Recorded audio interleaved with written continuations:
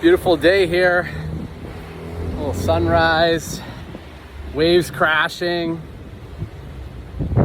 This is a repeat message of breaking the silence. Yesterday, I talked about breaking the silence, maybe breaking the silence in our faith, breaking the silence in speaking up and speaking out in those moments. Yesterday, at the event, Breaking the Silence in Fort Lauderdale, I realized something.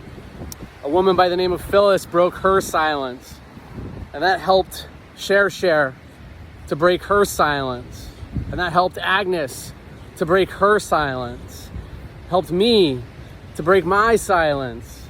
And when we break the silence, and this is in all different areas, but in particular in our faith, it can encourage others to break their silence.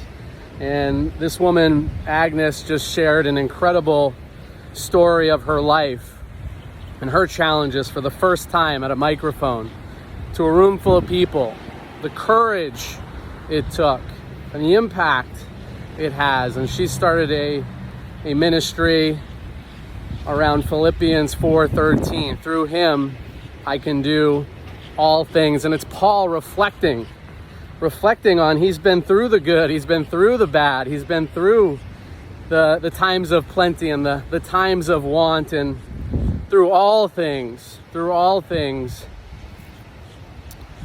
he is there. He's there for us. He's going to support us.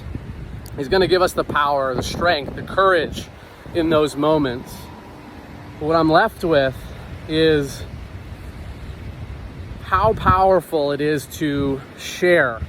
And I keep saying this, share our story, share our testimony, not just the big testimony, but the little testimonies along our path, to break our silence. We never know who out there is needing to hear, is wanting to hear what we've got to say.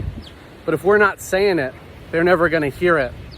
And then these ripple effects from Phyllis to Share to Agnes to me to whoever else is being impacted and listening. I had somebody at the end of the night come up to me and just say, thank you. That meant a lot. That meant a lot just to hear you as a man speak in a space around domestic violence, and to speak up and to speak out and to share your story, because it's not only affecting women, it affects men as well. And we can all play a part, but sometimes if we're sitting there and staying quiet and not speaking up, we're not being the vessels that we could be for the Lord. And so that's my encouragement here, is step up, step out, allow him to use us. He might surprise you in how much he actually does use you, but it requires us to step out into our faith. I was just listening to something by John Bevere, and he was talking about faith and demonstrations of our faith. And how would we know? Well, we'd see it in the works. We'd see it. You don't have to do the works to earn the promised land, but we would see it because you'd be going out in faith and doing the things we're called to do. God bless. Amen. Have a beautiful day.